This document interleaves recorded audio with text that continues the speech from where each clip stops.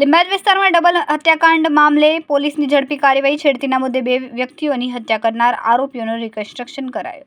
લીંબાયત પોલીસે આરોપીઓને ઘટના સ્થળે લઈ જઈને પંચનામો અને ક્રાઇમ સીન રિકન્સ્ટ્રક્શન કર્યું.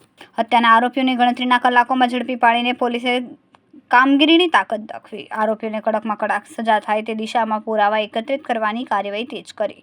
પોલીસની કાર્યવાહીથી સ્થાનિકોમાં ખુશીનો માહોલ જોવા મળ્યો. લીંબાયતના લોકોએ પોલીસની કામગીરીને બિરદાવી. લીંબાયત પોલીસ સ્ટેશનમાં 2020-2026 મુજબનો ગુનો જે દાખલ થયેલો.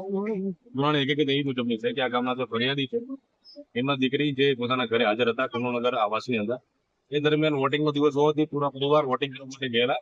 એ દરમિયાન દીકરી પોતાના ઘરે હાજર હોય એ દરમિયાન એમની બાજુમાં રહેતા આ ગામના જે આરોપી છે, આરોપીનો સગીર વયનો જે દીકરો છે, એને આ કામના જે ફરિયાદી છે એમની દીકરીની છેડતી કરેલી.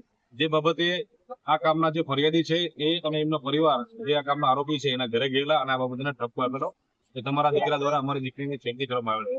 જે બાબતે બંને પક્ષ વચ્ચે રકાઝકી થતા અને બંને પક્ષ વચ્ચે ઝઘડો થઈ ગયેલો.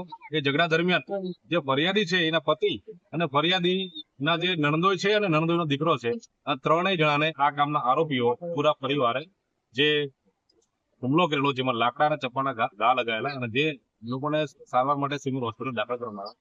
જ્યાં સારવાર દરમિયાન જે ફરિયાદી છે એમના પતિનું અવસાન થયેલ. સારવાર દરમિયાન જે એમના નણંદોના દીકરા છે ઇરફાન, એનું પણ અવસાન થયેલ. આ બનાવમાં ટોટલ 2 હત્યાના બનાવ બનાવવામાં આવેલ છે અને આ કામમાં આરોપીની ધરપકડ કરવામાં આવે છે.